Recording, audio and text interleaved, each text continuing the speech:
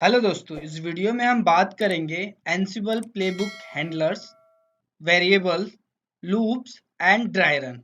तो शुरू करने से पहले अगर आप हमारे चैनल पर नए हैं तो प्लीज़ हमारे चैनल को सब्सक्राइब करें और बेल का आइकन दबाएं जिससे कि हमारी वीडियो सबसे पहले आप तक पहुंच सके। तो चलो शुरू करते हैं।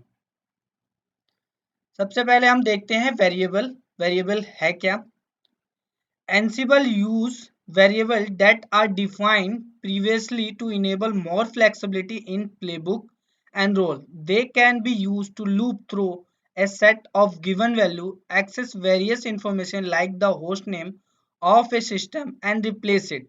Certain string in templates with specific value. Variable क्या है? एक तरीके से डिफाइन करता है किसी वैल्यू को। मल्टीपल वैल्यू को हम स्टोर कर सकते हैं किसी वेरिएबल में और हम उसको लूप के थ्रू एक्सेस कर सकते हैं जितने भी वैल्यू हमने डिफाइन किया हुआ है। Variable in playbooks are very similar to using variable in any programming language. जो वेरिएबल होता है प्लेबुक में हम यूज करते हैं वो सिमिलर होता है जो अदर प्रोग्रामिंग लैंग्वेज के में हम यूज करते हैं। It helps you to use and assign a value to a variable.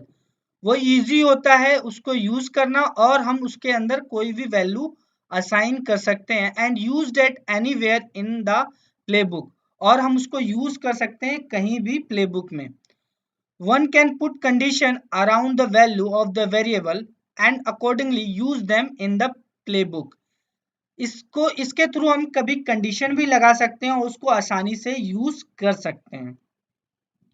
Put variable section above task so that we define it first and use it later. हमें basically क्या करना चाहिए? Task से पहले इसको वेरिएबल को यूज करना चाहिए जिससे कि हम उसको डिफाइन कर सके और यूज कर सके उसके बाद। ठीक है, अब हम एक एग्जांपल समझते हैं। जैसे कि वाई आई की मदद से हमने एक वेरिएबल्स जिसका हमने नाम दे रखा है vars.yml फाइल क्रिएट किया। उसके अंदर हमने क्या किया? हमने 3 हाइफन के थ्रू अपना कोड जो हम YML लैंग्वेज में स्टार्ट करते हैं, हमेशा कोड को तो हम 3 हाइफन के थ्रू स्टार्ट करते हैं। फिर हमने यहाँ एक क्या दे दिया? नोट दे दिया, जिससे कि हमने हैश लगा दिया जो कि ये एग्जीक्यूट नहीं होगा ना रन करेगा। ये सिर्फ हमारे लिए रीड करने के लिए कि हमने यहाँ एक वेरिएबल प्लेबुक क्रिएट किया हुआ है। उसके बाद स्पेस करके हाइफन, फिर होस्ट। ये हमने क्या पढ़ा है? ये हमारा इतना दूर टारगेट सेक्शन होता है। जब हमने पिछली बार वीडियो पढ़ा था उसमें हमने लिखा था कि ये टारगेट सेक्शन होता है। टारगेट सेक्शन में हम क्या करते हैं? डिफाइन करते हैं कि हमारा क्या टारगेट है, जिसमें हम होस्ट, यूजर, कौन सा यूजर यूज कर रहे हैं, सूडो की परमिशन देना है कि नहीं, कनेक्शन क्या यूज कर रहे हैं, तो ये चीजें हमें डिफाइन करते हैं। उसके बाद हम वेरिएबल यूज करते हैं जो हमने पढ़ा था वेर। तो हम वेर के थ्रू क्या होता है, हम मल्टीपल वेरिएबल यूज कर सकते हैं अपने पूरे टास्क के अंदर, हर वेरिएबल को यूज कर सकते हैं। हमने यहाँ पे एक एग्जांपल लिया वेरिएबल क्रिएट करके, वेर। वेर लिखेंगे ऐसे, फिर कॉलन, कॉलन के बाद जैसे ही एंटर करेंगे वो हमारे इसके नीचे आ जाएगा। उसके बाद हम पीकेजी नेम डालेंगे, पैकेज का नाम, कोई भी नाम डाल सकते हैं। यहाँ हम एक वेरिएबल वेरिएबल के अंदर हम एचटीटीपीडी इंस्टॉल कर रहे हैं। ठीक है, तो ये भी की वैल्यू के फॉर्म में रहेगा। हम कोई सा भी नाम दे सकते हैं, जरूरी नहीं है पीकेजी नेम दे, कोई सा भी आप नाम दे सकते हो, एप्लीकेशन नेम, पैकेज नेम या और कोई अपने अकॉर्डिंग। ठीक है, उसके बाद टास्क, मेक श्योर कि जो हमने ये क्रिएट किया है वो पूरा एक इंडेंटेशन में रहे। देखोगे कि हमने एक लाइन में ही क्रिएट किया है। अगर अगर हमने इधर उधर, मान लो इधर से स्टार्ट किया, दूसरा इधर से स्टार्ट किया, तीसरा इधर से, या थोड़ा सा भी स्पेस का उधर हो गया, तो ये क्या होगा? नहीं रन करेगा, वो हमें एरर शो करेगा। ठीक है, उसके बाद हम टास्क लिखेंगे, कॉलन, फिर एंटर करेंगे। फिर हम क्या करेंगे? एक हाइफन लगाएंगे, स्पेस, फिर नाम। नाम हम क्या दे रहे हैं? ये हमारे एक नोटिफाई के लिए यूज होता है, जैसे कि हम इंस्टॉल कर रहे हैं HTTPD सर्वर। ठीक है, उसके बाद एक्शन क्या परफॉर्म कर रहे हैं? एक्शन हम यम इंस्टॉल कर रहे हैं। जैसे जैसे हम आगे जाएंगे इसको और छोटा करते चलेंगे। आगे जाएंगे तो हम यहाँ एक्शन की जगह सीधा यम और कॉलन लगा के नाम और ये जो हम कर रहे हैं वो डाल सकते हैं, ये भी वर्क करेगा। तो एक्शन क्या कर रहे हैं? यम कर रहे हैं, हम यम इंस्टॉल कर रहे हैं यम के थ्रू, और हम नाम क्या दे रहे हैं? इक्वल टू, डबल कोटेशन के अंदर, फिर यहाँ डबल कर्ली ब्रैकेट के अंदर हम नाम डालेंगे जो हमने वेरिएबल नाम दिया जिसके अंदर हम स्टोर किया है। ठीक है, उसके बाद स्पेस, स्टेट हम क्या कर रहे हैं? इंस्टॉल कर रहे हैं। मान लो अभी तो हमने यहाँ एक लिया है, अब हम इसी को सर्विस भी रीस्टार्ट करना है, तो हम इसको भी यहाँ सर्विस एक्शन में सर्विस ले लेते हैं, फिर नेम यहाँ सेम पैकेज नेम ले लेते हैं, स्टेट की जगह रीस्टार्ट कर देते हैं। तो वो क्या हो जाता है हमें, और हम यहाँ पे वो हमें क्या होता है वो रीस्टार्ट हो जाता है। और मान लो आगे अभी तो हम क्या कर रहे हैं HTTP इंस्टॉल कर रहे हैं, मान लो हम फिर क्या DHCP सर्वर इंस्टॉल करने लगे, तो हम यहाँ DHCP डालेंगे, या हम डाटाबेस पोस्टग्रेस इंस्टॉल कर रहे हैं तो यहाँ पोस्टग्रेस डाल देंगे। तो हमें यहाँ चेंज करने की जरूरत नहीं पड़ेगी, यहाँ पे वो ऑटोमेटिक उसको इंस्टॉल करेगा। और लाइन को ऑफ कोड लिख रखा है तो उसको सर्विस भी और कॉन्फ़िगर के लिए भी कर रखा है, तो वो उसको कर देगा। उसके बाद जब हमें एग्जीक्यूट करना है, तो एग्जीक्यूट करने का तरीका क्या है, एनसिबल हाइफन प्लेबुक स्पेस फाइल का नाम, जो भी हमने फाइल क्रिएट किया तो वो क्या होगा, वो रन हो जाएगा। अब इसको देखते हैं कि जब हम इसको क्रिएट करेंगे तो वो कैसा दिखेगा। जैसे ही आप क्रिएट करोगे तो कुछ ऐसा होगा, देखोगे हमने यहाँ स्टार्ट किया है फ्री हाइफन के साथ, फिर हाइफन, फिर होस्ट यूजर बिकम कनेक्शन वार, फिर पीकेजी के नाम का हमने एक वेरिएबल क्रिएट किया, वेरिएबल के थ्रू हमने उसके अंदर HTTPD इंस्टॉल मतलब स्टोर कर दिया। फिर टास्क, फिर हमने यहाँ पे क्या हाइफन लगा के नेम के बाद ये हमने उसमें दे दिया कमेंट दे दिया एक तरीके का। फिर एक्शन क्या परफॉर्म कर रहे हैं, यम नेम, फिर हम यहाँ पे वेरिएबल का नाम, या आप सिंगल कोटेशन डबल कोटेशन में भी यूज कर सकते हैं। स्टेट के अंदर हम क्या कर रहे हैं, इंस्टॉल कर रहे हैं। तो इस तरीके से हम लिखेंगे, और जैसे हम रन करेंगे तो जैसे ही रन करेंगे तो हमें यहाँ पे दो चेंजेस दिखेगा, ओके दिखेगा हमारे में, एक चेंजेस और दो ओके दिखेगा। और ये वैसे ही पहले वो होस्ट की डिटेल देगा, गैदरिंग फैक्ट करेगा, उसके बाद वो आपको डिटेल शो करके दिखला देगा कि ये चेंजिंग किया हुआ है इन होस्ट पे। तो ये सब था हमारा वेरिएबल। अब आगे पढ़ते हैं हैंडलर। हैंडलर्स क्या होता है, a handler is exact the same as a task. Handler क्या है, एक exact same as a task की तरह है, but it will run when called by another task. But ये तभी रन करेगा जब इसका पहला टास्क कंप्लीट हो जाएगा, और क्योंकि जो आपका दूसरा टास्क होता है वो पहले टास्क पे डिपेंडेंट होता है, जब पहला टास्क कंप्लीट हो जाएगा तभी दूसरा टास्क रन करेगा। Handler are just like regular task in a Ansible playbook. Handler एक रेगुलर टास्क की तरह ही होता है, but are only run if the task contain a notified directive and also indicate that it change something. Handler एक regular task की तरह ही होता है एनसिबल प्लेबुक में, बट जब वो रन तभी करता है जब आपको नोटिफाई करे कि हाँ जो पहला टास्क है वो कंप्लीट हो गया है।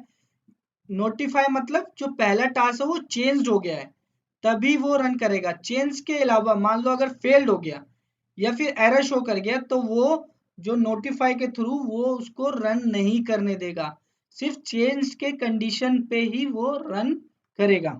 सबसे पहले हम क्या करेंगे, एक फाइल क्रिएट करेंगे जिसका हमने नाम दिया है VI एडिटर के थ्रू हमने handlers.yml एक फाइल क्रिएट किया है। फिर हमने क्या किया, 3 हाइफन के थ्रू कोड को स्टार्ट किया, फिर हमने कमेंट डाला, फिर हमने अपना टारगेट सेक्शन पूरा किया।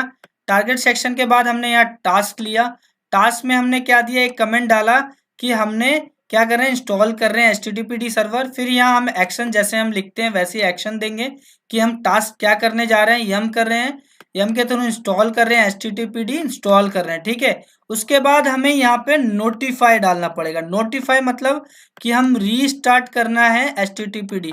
हम यहाँ कुछ भी डाल सकते हैं अपने अकॉर्डिंग। रीस्टार्ट HTTPD का मतलब है इस नोटिफाई कर रहे हैं कि ये जो जब ये हमारी एक्टिविटी कंप्लीट हो जाएगी तब वो नोटिफाई करे कि रीस्टार्ट करो HTTPD। ये मेरी सेंस है, इसलिए हमने यहाँ पे रीस्टार्ट नोटिफाई किया है। फिर हैंडलर डालेंगे, ये मेक श्योर कि एक इंडेंटेशन के थ्रू वर्क करे, एकदम लाइन में रहेगा। टास्क के नीचे हैंडलर्स आएगा, फिर एंटर करोगे तो हाइफन डाल के फिर क्या करोगे, स्पेस डाल के नोटिफाई। जो आप नाम यहाँ दोगे मेक श्योर कि सेम नाम होना चाहिए। अगर यहाँ कैप्स में तो यहाँ भी कैप्स में, स्मॉल में तो स्मॉल में, जैसे नाम एकदम डिट्टो होना चाहिए, जिससे कि इसको नोटिफाई कर सके कि जैसे ही नोटिफाई चेंज होगा, जब आप रन करोगे तो वहाँ स्टेटस आता है ओके, फिर चेंज आता है, चेंज होगा तो वो नोटिफाई करेगा कि हाँ चेंज हो गया। चेंज होने के बाद वो इसको देखेगा, वो इसके थ्रू ही आपका ये वाला जो सर्विस रीस्टार्ट का है वो वर्क करेगा, मतलब आपका हैंडलर वर्क करेगा। तो मेक श्योर कि सेम नेम हो। और इसमें आपको क्या करना है, कि एक्शन परफॉर्म करना है कि सर्विस हो रीस्टार्ट, ठीक है, HTTPD। तो इस केस में क्या हो रहा है, हैंडलर्स हमारा यहाँ वर्क कर रहा है, ये हमारा हैंडलर, कि जब भी हमारा सेकेंड टास्क परफॉर्म करेगा, जब हमारा पहला टास्क कंप्लीट हो जाएगा, चेंज दिखलाएगा और वो हमें नोटिफाई करेगा। जब हम इसको रन करेंगे तो इसका क्या है, एनसिबल hyphen play book space handler dot YML, जो हमारी फाइल की नाम होगा। उसके बाद हम देखते हैं कि इसको हम वाई एडिटर में लिखेंगे तो वो कैसा दिखेगा, कुछ ऐसा दिखेगा। सेम हमने यहाँ पे ऐसे ही कर रखा है, देखोगे तो हमने ये स्टार्ट किया, फिर हमने यहाँ टारगेट सेक्शन पूरा किया, फिर टास्क किया, फिर हमने कमेंट डाला, फिर यहाँ हमने एक्शन किया, मतलब action in the sense task हमने किया, फिर नोटिफाई डाला, फिर हैंडलर किया, फिर हमने उस नोटिफाई डाला, उसके बाद एक्शन करेंगे तो एक्शन हो जाएगा जो भी हम दूसरा हमारा टास्क होगा। तो इस तरीके से वो वर्क करेगा हैंडलर। अब हम देखते हैं dry run. Check whether the playbook is formatted correctly और नॉट। ड्राई रन हम यूज करते हैं जब जब हमें देखना है कि जो हमने कोड लिखा है क्या वो वर्क करेगा या नहीं। ये मतलब हम चेक करने के लिए यूज कर रहे हैं, वो वर्क नहीं, टास्क परफॉर्म नहीं करेगा होस्ट पे, लेकिन वो एक मैसेज के थ्रू, इंटरनल वर्क के थ्रू वो आपको बता देगा कि हाँ जो आपने कोड लिखा है वो करेक्ट है, या कोई एरर होगा तो एरर शो कर देगा।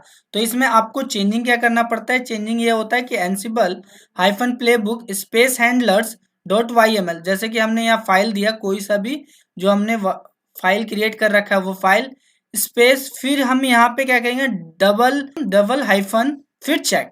डबल हाइफन लिखना है, ये आपको दिख नहीं रहा है लेकिन हम यहाँ पे डबल हाइफन चेक लिखेंगे तो वो क्या करेगा, वो आपको एग्जीक्यूट करके दिखला देगा, लेकिन वो रन नहीं होगा होस्ट पे, वो शो करके दिखला देगा कि हाँ आपका जो कोड है वो करेक्ट है या चेंजिंग है, उसमें कुछ प्रॉब्लम है या कुछ भी, लेकिन वो वर्क नहीं करेगा। ठीक है, उसके बाद हम देखते हैं loops. Ansible offer the loops with loops and until keyword to execute a task multiple times। कुछ टास्क होते हैं जो हमें रिपीटली करना पड़ता है, जैसे कि मान लो क्लास में एक टीचर है, वो कंटिन्यूसली क्या कर रहा है, अटेंडेंस ले रहा है बच्चों का, एक एक करके सभी बच्चों का अटेंडेंस ले रहा है। तो इस टास्क को अगर हम कंप्यूटर लैंग्वेज में करेंगे तो हम उसके लिए हम क्या करेंगे, लूप का यूज करेंगे। तो जब हम लूप का यूज करेंगे तो हम क्या करते हैं, उस लिस्ट बना लेते हैं, उस लिस्ट के थ्रू हम लूप के थ्रू एक एक करके एक एक वैल्यू को यूज करते हैं। ठीक है, example of commonly used loop includes changing ownership on several file and और directories with the file modules. Example के लिए जैसे कि हमें मल्टीपल फाइल पे या फोल्डर पे क्या करना है, ओनरशिप चेंज करना है, तो मॉड्यूल्स की हेल्प में तो हम क्या करेंगे, creating a multiple user with user modules and repeating A polling until a certain result is reached. और सेट कर देंगे until, जिस जब तक वो रिजल्ट रन करेगा, जब तक वो पूरा यूजर क्रिएट नहीं हो जाता और उस पे ऑनरशिप या डायरेक्टरी पे या फाइल पे हम ऑनरशिप चेंज नहीं होता, तो हम एक लूप के थ्रू वो वर्क करेगा। एक एग्जांपल के थ्रू समझते हैं। पहले हम लूप्स की एक फाइल क्रिएट करते हैं, उसके अंदर फिर हम क्या करेंगे, सिंपल स्टार्ट करेंगे, फिर टारगेट सेक्शन पूरा करेंगे, उसके बाद हम टास्क लिखेंगे, फिर हम कमेंट डालेंगे कि हम क्या नेम के थ्रू कमेंट डालेंगे, फिर हम यहाँ क्या कर रहे हैं, यूजर क्रिएट कर रहे हैं, यूजर क्रिएट कर रहे हैं तो यूजर फिर name equal to double quotation के अंदर, डबल कर्ली ब्रैकेट के अंदर जो हमने क्या किया, लूप्स का नाम दिया वो यूज करेंगे, स्टेट फिर प्रेजेंट।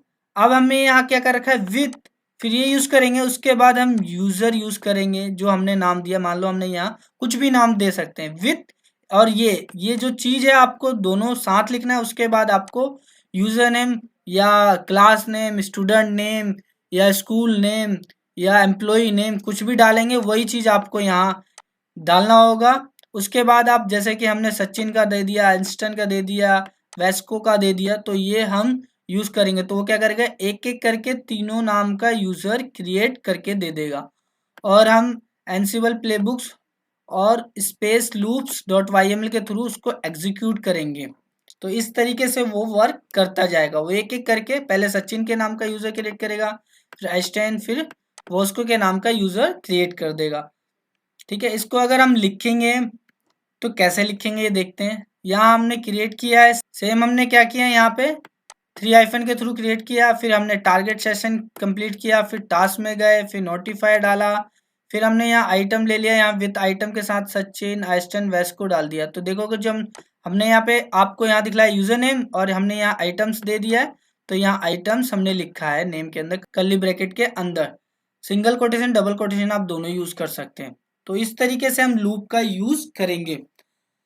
आई होप आपको इस वीडियो में handlers, loops, variable, dry run का यूज करना समझ में आ गया होगा। अगर नहीं आया तो आप हमें कमेंट करके पूछ सकते हैं, हम कोशिश करेंगे कि आपके डाउट को क्लियर कर सकें। आई होप आपको वीडियो अच्छी लगी होगी। अगर आपको वीडियो अच्छी लगी तो प्लीज़ हमारी वीडियो को लाइक करें, चैनल को सब्सक्राइब करें और इसे ज़्यादा से ज़्यादा शेयर करें। धन्यवाद।